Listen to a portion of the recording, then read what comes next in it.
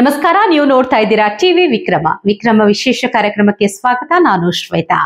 ನಮ್ಮ ಟಿವಿ ವಿಕ್ರಮದ ಎಲ್ಲಾ ಕಾರ್ಯಕ್ರಮಗಳಿಗೆ ನಿಮ್ಮ ಪ್ರೋತ್ಸಾಹ ಇರಲಿ. ಹಾಗೆ ಇನ್ನು ಯಾರೆಲ್ಲ ನಮ್ಮ TV Vikrama digital channel subscribe ಮಾಡಿಲ್ಲ, ತಪ್ಪದೇ ಸಬ್ಸ್ಕ್ರೈಬ್ ಮಾಡಿ. ಪುಷ್ಪ 2 ಸಿನಿಮಾ ರಿಲೀಸ್ ಆಯ್ತು. ದಿನೇ ದಿನೇ ಕೋಟಿ ಲೆಕ್ಕದಲ್ಲಿ ಕಂತೆಗಳನ್ನ ಕೂಡ ಎಣಿಸ್ತಾ ಇದೆ. ಆದ್ರೆ ಓಪನಿಂಗ್ ಡೇ ಆದ ವಿವಾದ ತೆಲಂಗಾಣ ಕಾಂಗ್ರೆಸ್ ಮುಖ್ಯಮಂತ್ರಿ ರೇವಂತ್ ರೆಡ್ಡಿಯ ಅಸಲಿ ಬಣ್ಣವನ್ನ ಹೊರಗೆ ಹಾಕಿದೆ. ಕಾಲ್ ತುಳಿತ ವಿವಾದ ದಿನದಿಂದ ದಿನಕ್ಕೆ ಬೇರೆಯದ್ದೇ ಕಾವು ಪಡಿತಾ ಇದೆ. ಸಂಧ್ಯಾ ಥಿಯೇಟರ್ ನಲ್ಲಿ ನಡೆದ ಕಾಲ್ ತುಳಿತದ ಬಗ್ಗೆ ಈಗಾಗಲೇ ಸಿನಿಮಾ ಹೀರೋ ಅಲ್ಲು ಅರ್ಜುನ್ ಜೈಲಿಗೆ ಹೋಗಿ ಬೇಲ್ ಮೇಲೆ ಬಂದಿದ್ದಾರೆ. ನನ್ ಕೈಲಿ ಏನನ್ನೂ ಕಿಸಿಯೋಕೆ ಆಗ್ಲಿಲ್ಲ ಅನ್ನೋ ಕೊರಗು ಅಲ್ಲಿನ ರೇವಂತ್ ರೆಡ್ಡಿಗೆ ಕಾಡಿದ ಹಾಗೆ ಇದೆ. ಇಷ್ಟೆಲ್ಲಾ ಆದ್ಮೇಲೆ ಈಗ ಆಂಧ್ರ ಪ್ರದೇಶದ ಸಿಎಂ ರೇವಂತ್ ರೆಡ್ಡಿ ಅಲ್ಲು ಅರ್ಜುನ್ ಮೇಲೆ ಸದನದಲ್ಲಿ ಕೂಡ ಸಾಲಾಗಿ ಆರೋಪಗಳನ್ನ ಮಾಡ್ತಾ ಕೂತಿದ್ದಾರೆ. ಕಾಲ್ ತುಳಿತದಲ್ಲಿ ಮಹಿಳೆಯೊಬ್ಬಳು ಜೀವ ಕಳೆದುಕೊಂಡಿದ್ದಾಳೆ. ಆ ಸಮಯದಲ್ಲಿ ಪೊಲೀಸರು ಹೇಳುವವರೆಗೂ ಅಲ್ಲು ಅರ್ಜುನ್ ಥಿಯೇಟರ್ನಿಂದ ಹೊರಗೆ ಹೋಗ್ಲಿಲ್ಲ. ಕಾನೂನು ಪಾಲನೆ ಮಾಡಬೇಕಿತ್ತು ಅಂತ ರೇವಂತ್ ರೆಡ್ಡಿ ಎಲ್ಲಾನು ಅಲ್ಲು ಅರ್ಜುನ್ ಅವರದೇ ತಪ್ಪು ಅಂತ ಮಾತಾಡ್ತಾ ಇದ್ದಾರೆ. ವಿಧಾನಸಭೆಯಲ್ಲಿ ಈ ಬಗ್ಗೆ ಅಕ್ಬರುದ್ದೀನ್ ಓವೈಸಿ ಕೂಡ ಪ್ರಶ್ನೆ ಕೇಳಿದ್ರು. ಅದಕ್ಕೆ ಮತ್ತೆ ರಾಂಗ್ ಆದ ರೇವಂತ್ ರೆಡ್ಡಿ ಅಲ್ಲು ಅರ್ಜುನ್ ರೋಡ್ ಶೋಗಳನ್ನೆಲ್ಲ ಮಾಡಿಕೊಂಡು ಕೈ ಬೀಸಿಕೊಂಡು ಬಂದಿದ್ದಕ್ಕೆ ಅವತ್ತು ಅಷ್ಟೊಂದು ಜನ ಸೇರಿದ್ರು, ಅಷ್ಟೆಲ್ಲ ಅವ್ಯವಸ್ಥೆಗೆ ಅವಘಡಕ್ಕೆ ಅವರೇ ಕಾರಣ ಅಂತ ಅಂದ್ಬಿಟ್ರು. ಆದ್ರೆ ಅಸಲಿ ಕತೆ ಒಂದೊಂದೇ ಈಗ ಹೊರಗೆ ಬರ್ತಾ ಇದೆ. ಸಿನಿಮಾ ಸೂಪರ್ ಹಿಟ್ ಆಗತ್ತೆ, ಮೊದಲ ವಾರವೆಲ್ಲ ಜನ ಕಿಕ್ಕಿರಿದು ಸೇರ್ತಾರೆ ಅನ್ನೋದು ಥಿಯೇಟರ್ನವರಿಗೂ ಗೊತ್ತಿತ್ತು. ಹೀಗಾಗಿ ಥಿಯೇಟರ್ನವರು ಡಿಸೆಂಬರ್ 2ನೇ ತಾರೀಖಿನಂದೇ ಪೊಲೀಸ್ ಭದ್ರತೆ ಬೇಕು ಅಂತ ಇಲಾಖೆಯನ್ನ ಕೇಳಿದ್ರು. ಆದ್ರೆ ಪೊಲೀಸರು ಆ ಮನವಿಯನ್ನ ನಿರಾಕರಿಸಿ ಆಡಳಿತ ಮಂಡಳಿಗೆ ಭದ್ರತೆಯನ್ನ ನೋಡಿಕೊಳ್ಳಿ ಎಂದಿದ್ರು. ಪೊಲೀಸ್ ಇಲಾಖೆ ಬರೋದು ರೇವಂತ್ ರೆಡ್ಡಿ ಸರ್ಕಾರದ ಅಡಿಯಲ್ಲಿ. ಹಾಗಿದ್ರೆ ಯಾಕಾಗಿ ಪುಷ್ಪ 2 ಸಿನಿಮಾಗೆ ರೇವಂತ್ ರೆಡ್ಡಿ ಭದ್ರತೆಯನ್ನ ಕೊಡಲಿಲ್ಲ? ನಂಗೆ ಇದನ್ನ ನೋಡಿದಾಗ ನೆನಪಾಗಿದ್ದೆ ಮೋದಿಯನ್ನ ಗೋಧ್ರಾ ಹತ್ಯಾಕಾಂಡಕ್ಕೆ ಹೊಣೆ ಮಾಡೋ ಕಾಂಗ್ರೆಸ್ ಮೇಲೆ. ಆ ದಿನ ಕೂಡ ಮೋದಿ ಪೊಲೀಸ್ ಭದ್ರತೆ ಬೇಕು ಅಂತ ಪತ್ರ ಬರೆದಾಗ ಎಲ್ಲಾ ರಾಜ್ಯಗಳಲ್ಲಿದ್ದ ಕಾಂಗ್ರೆಸ್ ನೋ ಎಂದಿತ್ತು. ಗಲಭೆ ದೊಡ್ಡದಾಗೋಕೆ ಪರೋಕ್ಷ ಕಾರಣನೂ ಆಗಿತ್ತು. कि लोगों की हत्या होती जाए, लोग वहां मरते जाएं और आपका सरकार उन लोगों को, हत्यारों को बचाने में लगी रहे। ये दिगी राजा मध्य प्रदेश के मुख्यमंत्री थे जब 2002 में गुजरात में घटना घटी, और आप जब वहां पर मुख्यमंत्री था मैं, तब आप महामंत्री थे बीजेपी के इंचार्ज में मध्य प्रदेश में।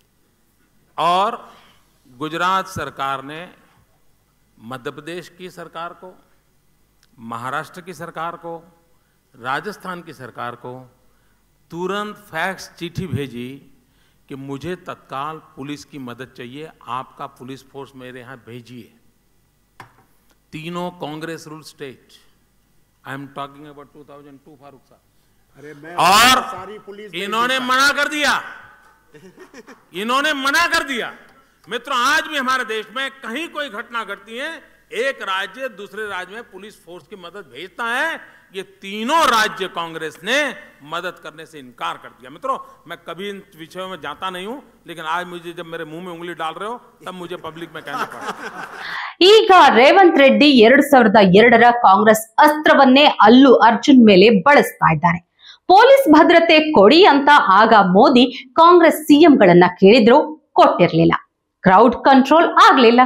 ಈಗ 2024ರಲ್ಲಿ ಥಿಯೇಟರ್ ಮಂದಿ ರೇವಂತ್ ರೆಡ್ಡಿಯ ಬಳಿ ಪೊಲೀಸ್ ಭದ್ರತೆ ಕೇಳಿದ್ರು, ಈಗಲೂ ಕೊಡ್ಲಿಲ್ಲ.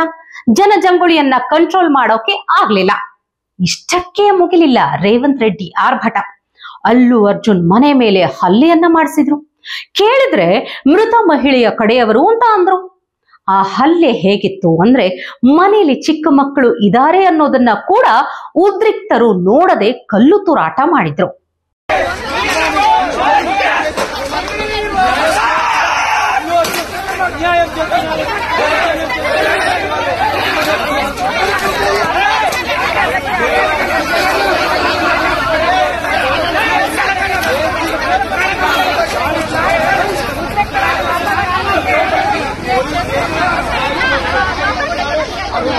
Thank you.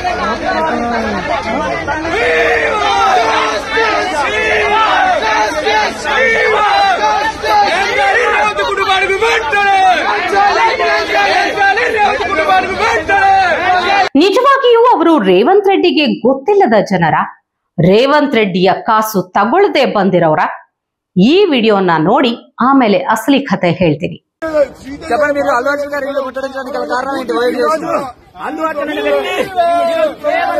కండకావరంతో మాట్లాడుతూ ఇదొక రేవతి అనే ఒక మహిళకు సాగుకరమైన ఈ యొక్క అల్లు అర్జున్ తక్షణమే డిమాండ్ చేస్తున్నాము. రేవతి కుటుంబానికి ₹1 దానితో పాటు రాష్ట్ర ప్రభుత్వానికి క్షమాపణ చెప్పలే.